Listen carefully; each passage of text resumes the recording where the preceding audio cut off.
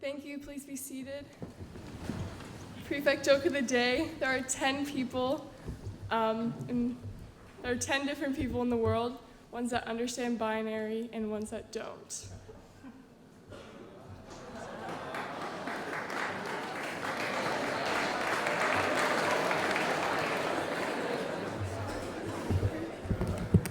Wow. Thank you, Georgia. That was amazing. So it's so funny that Mr. CB brought out the gong and everyone was immediately quiet, like, oh, don't hit the gong, whatever you do. Is that true? Do you hate to hear the gong? Yeah, oh. Okay, well, hello, everybody. Good morning. It's so nice to see you all. We're going to start by singing hymn number 5, Jerusalem, and I just encourage all of you to just stand up and stretch for a minute before you sing. So stand up, stretch, take a couple of deep breaths. There we go. And let's hear you sing. First hymn of the year. Number 55, Jerusalem. Number 5.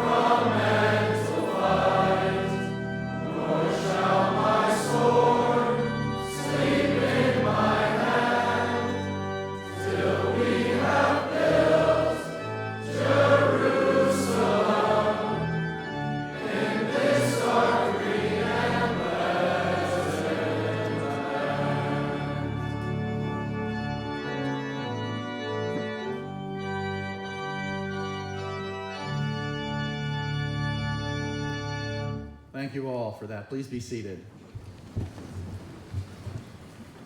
So, welcome back and Happy New Year. It's a new year. It's a new decade, kind of, maybe. Some people say the new decade doesn't start till next year, that the end of the 1990s is 2001. So it depends on whether you agree with Dionysius Equus or not. Dionysius Equus is the person that developed our calendar, our Gregorian calendar. And he didn't start with 0, he started with 1. So it makes it very confusing. But for most of us, we are entering into the 2020s, right? So it's a new decade, it's just from our own common sense. And for most of you, if not all of you, I think, all of you who are students, you're entering the second full decade, right, of your life? Yeah, so you were 8 or 6 or whatever for the last decade, and now you're entering the second full decade of your life. So this is a kind of a momentous time. It's a good time to think about a couple of things. It's a good time to think about how the new year is completely unused. No one has used it. There's very little history. It's completely new. It's like a blank canvas. It's beckoning us to to live our lives in the way that we want to live them. So this is a good time to think about a few things. It's a good time to think, for one thing, about the things that we're grateful for from the previous year. I had a parent write to me the other day, and he said, you know, you haven't been talking about gratitude very much. You always talk about gratitude, and it's so important. And I thought, it's true. Gratitude is so important. It really is a key element of life. It's a tool that can help us to reduce anxiety in our lives, to help us feel more engaged. So I just want you to take a moment to think about one thing that you're grateful for from the last year. And just take a few seconds to do that.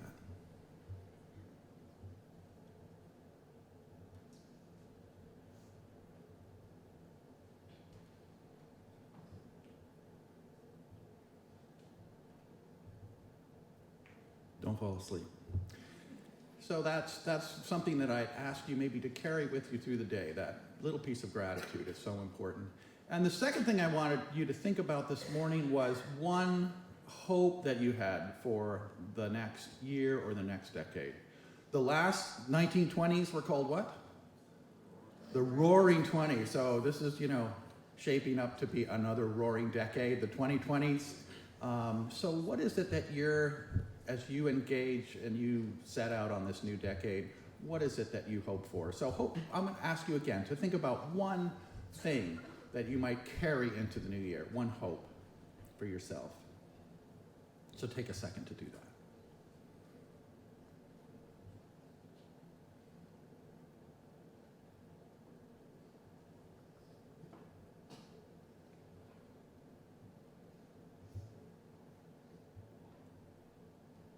Did you do this over the break? No, you were too busy sleeping.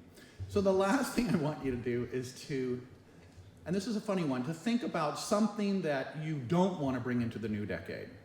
So in the Bible, St. Paul says, when I was a child, I thought like a child, I acted like a child, I reasoned like a child, but now that I'm grown, I've left childish things behind. So, I also had a friend who used to say, you shouldn't regret anything. You shouldn't have any regrets. I mean, regrets are for people that, back over the neighbor's child on their way to work or something. We shouldn't carry, I know, it's a terrible thought, but we shouldn't really carry regrets with us, and I agree with that. So we have regrets. We have disappointments in life. We have things about ourselves that we're disappointed in. We have things about ourselves that continue to kind of drag us down. So I want you to do something a little different. I want you to think about something that you don't want to bring into the new decade, something you want to leave behind. And this is really an opportunity to do this, to leave behind something that has not been helpful for you, that's caused you distress. And I'm talking about something for yourself, not a person. Not I want to leave Bob behind because he's such a pain. Something about yourself that you want to leave behind. And what I've done is I've put little pieces of paper at the end, on the inside of the aisle. There should be a little thing of sticky notes. They might have fallen off, but they should be there somewhere. This is kind of part of the game. If you find that and pass those down, there's some on the walls, like next to Mrs. Plater, there's one on the wall. So look around, find those little teeny pieces of paper.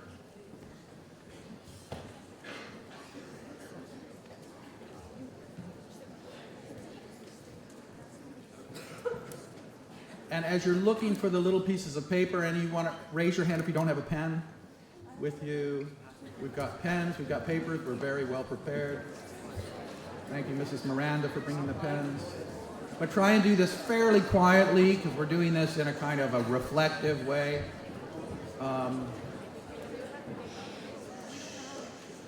Just raise your hand if you don't have a...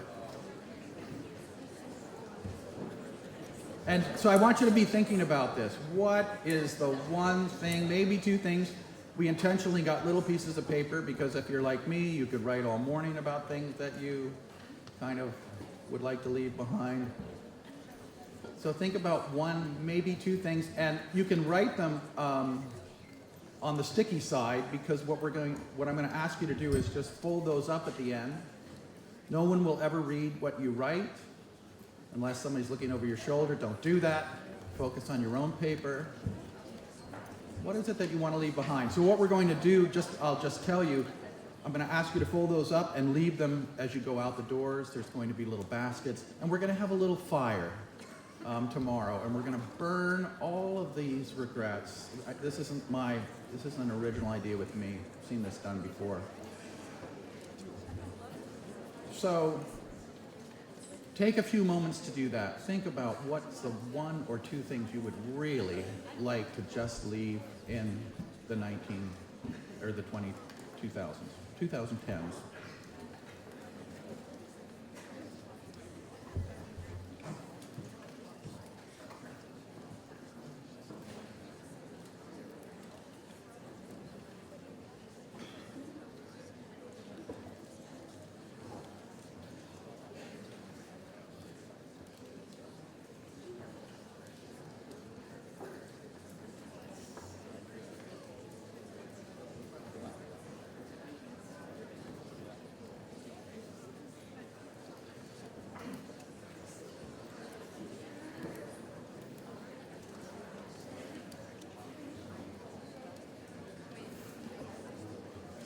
So you should be doing this quietly on your own.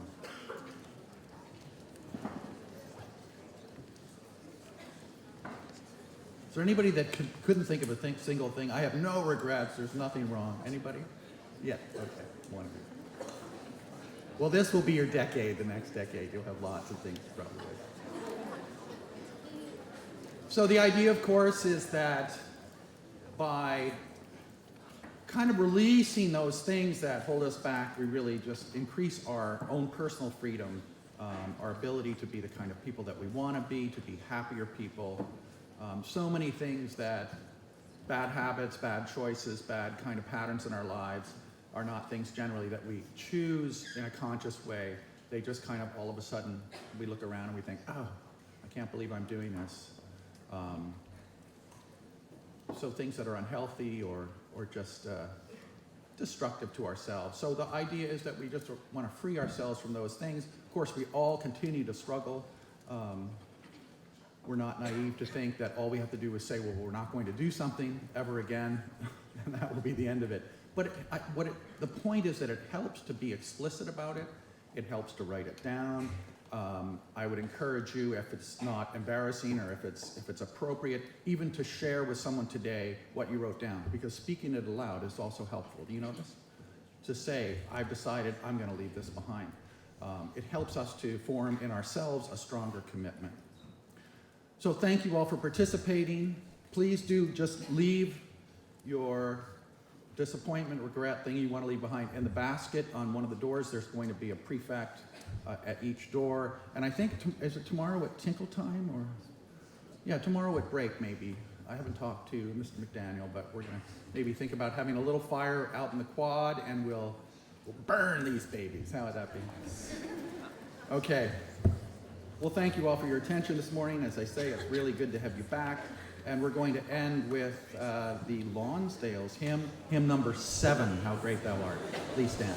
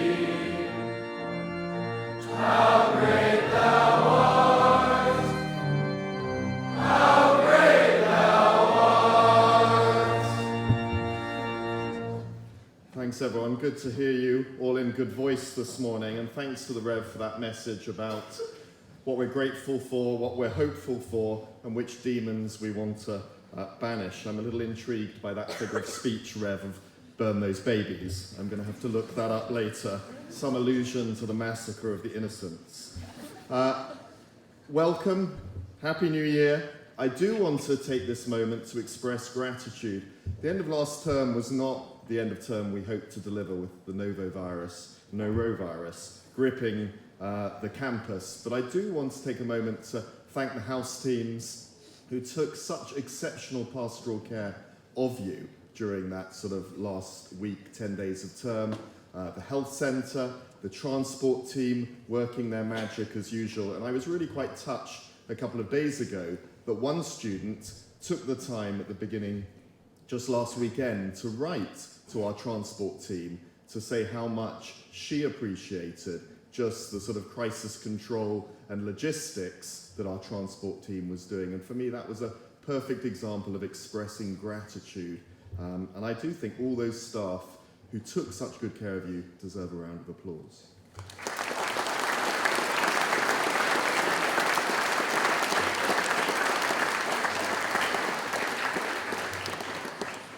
We did postpone the Christmas dinner, cancel the carol service, but you might have noticed in the diary that this Friday, the Marion Hall kitchen team will be delivering a special 2020 launch of the decade dinner, and we are going to have a candlelit service in here, more on the theme of Epiphany and the journey of the Magi. And the good news is that as a result, there'll be no chapel on Saturday morning. So something for us to look forward to on Friday. Good luck with the term ahead. Good luck with those lessons. See you on Friday.